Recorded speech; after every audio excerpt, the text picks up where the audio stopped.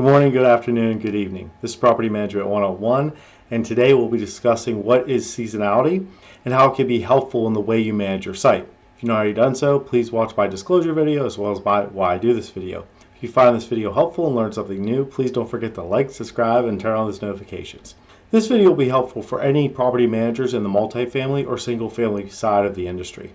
You will hear the word seasonality a lot during the time of the year when you're preparing your budgets.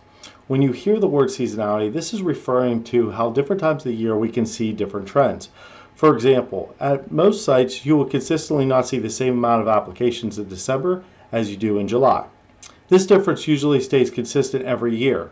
Knowing what are your busiest months compared to your slower months will be very important and helpful in preparing things like your budget. The number one best practice to keep in mind when using seasonality is using it to schedule your staff and vendors. This can be helpful scheduling your employees and your vendors for the months where you have the most expirations, for example. You can assume you'll have the most move-outs as well. Knowing this could be a month where you schedule additional staff or plan for overtime. This will also be helpful when you receive or plan for PTO. The number two best practice to keep in mind for your use of seasonality is your budget. Taking in consideration seasonality can be very helpful as you're preparing your budget.